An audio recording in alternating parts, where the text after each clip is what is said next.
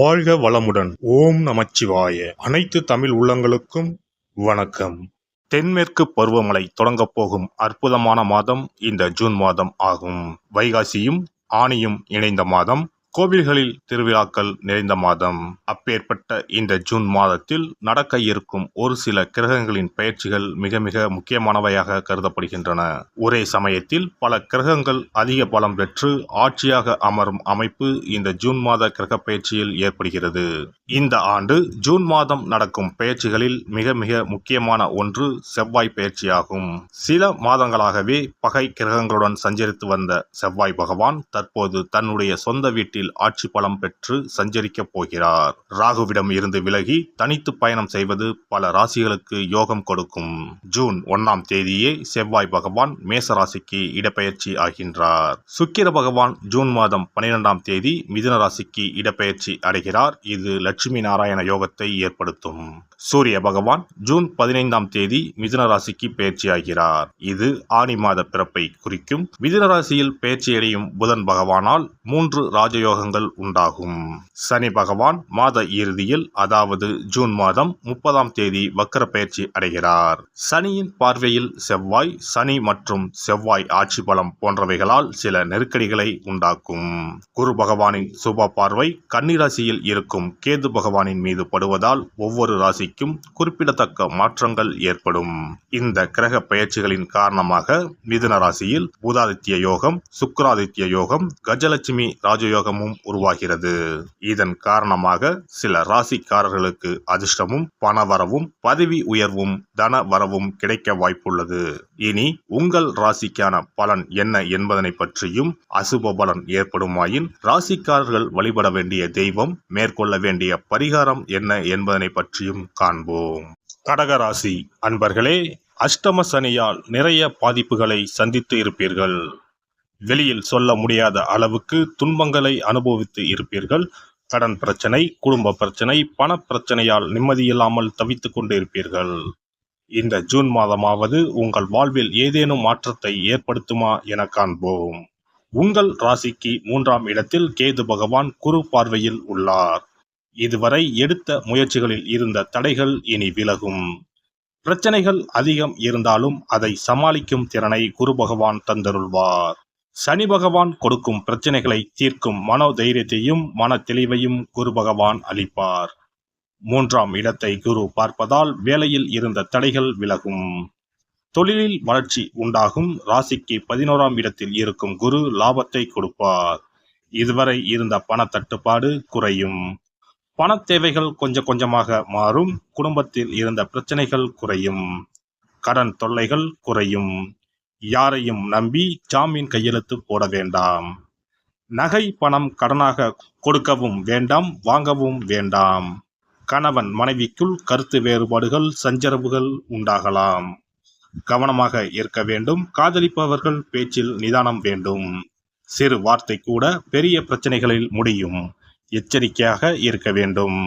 புதிய முதலீடுகள் செய்யும் போது கவனம் தேவை. பங்கு சந்தை, சூதாட்டங்களில் இம்மாதம் ஈடுபட வேண்டாம். ஏமாற்றமே அதிகமாக இருக்கும். பணம் பறிபோகும் வாய்ப்புகள் அதிகம் உள்ளது. எச்சரிக்கையாக இருங்கள். ஆசை வார்த்தைகளை நம்பி மோசம் போய் விடாதீர்கள்.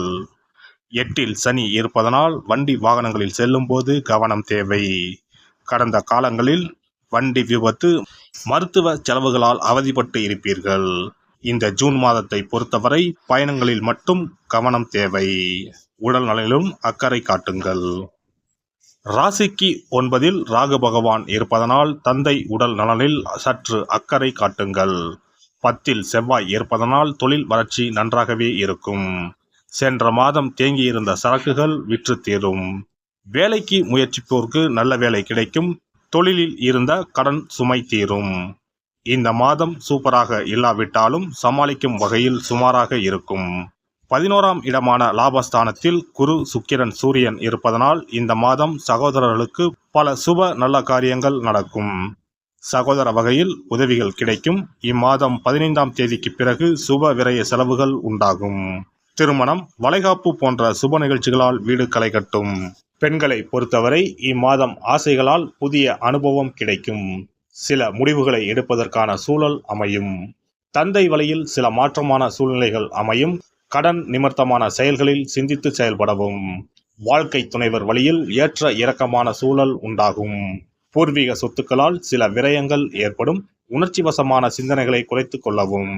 குழந்தைகளின் வழியில் சுப செயல்களை முன்னின்று செய்வதற்கான வாய்ப்புகள் ஏற்படும். அரசு சார்ந்த செயல்பாடுகளில் அலைச்சல்கள் உண்டாகும். உறவுகளின் எண்ணங்களை புரிந்து கொள்வீர்கள். மாணவர்களை பொறுத்தவரை இம்மாதம் கல்வியில் இருந்து வந்த சிக்கல்கள் குறையும்.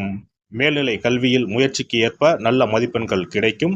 உயர்கல்வி தொடர்பான விஷயங்களில் நன்கு சிந்தித்து முடிவெடுப்பது நல்லது. மறைமுகமான திறமைகளை வெளிப்படுத்துவதற்கான வாய்ப்புகள் அமையும். நண்பர்களை பற்றிய புரிதல் மேம்படும். விளையாட்டு விஷயங்களில் ஆர்வம் அதிகரிக்கும். அரசு வழியில் எதிர்பார்த்த சில உதவிகள் கிடைக்கும். அரசியல்வாதிகளின் செயல்பாடுகளில் சில மாற்றங்கள் ஏற்படும். தொகுதி மக்களிடத்தில் பாகுபாடின்றி செயல்படுவீர்கள். மனதளவில் இருந்து வந்த பேராசை படிப்படியாக குறையும். கட்சியில் எதிர்பார்த்த சில பொறுப்புகள் காலதாமதமாக கிடைக்கும். எதிராக செயல்பட்டவர்கள் விலகிச் செல்வதற்கான காலகட்டம் உண்டாகும். எதிர்காலம் குறித்த சிந்தனைகள் மனதளவில் மேம்படும். பேச்சுக்களில் கனிவும் உங்கள் மீதான நம்பிக்கையும் அதிகரிக்கும். சனிக்கிழமை தோறும் நல்லெண்ணெய் தீபம் ஏற்றி ஆஞ்சநேயரை வழிபட வரவுகளில் இருந்து வந்த தடைகள் மற்றும் குடும்பத்தில் இருந்து வந்த கருத்து வேறுபாடுகள் மறையும்.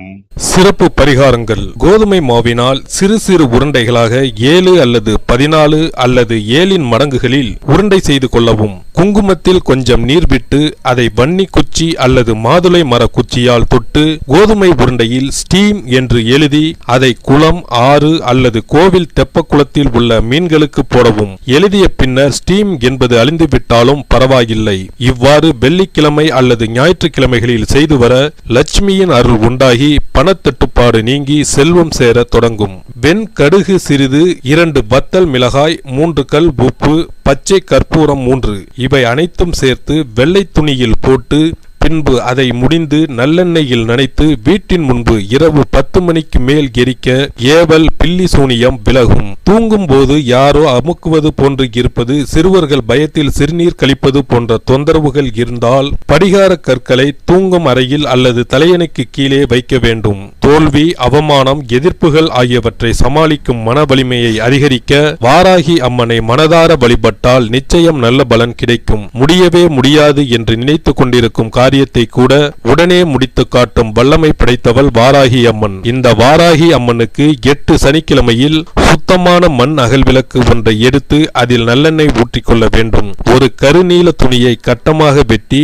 அதில் கொஞ்சம் வெண்கடுகு சேர்த்து எல் தீபம் ஏற்றுவது போல முடிந்து கொள்ள வேண்டும். காலையில் 6 மணியிலிருந்து 7 மணி வரையிலான காலகட்டத்தில் அல்லது இரவு 8 மணியிலிருந்து 9 மணிக்குள் இந்த பரிகாரத்தை செய்துவிட வேண்டும்.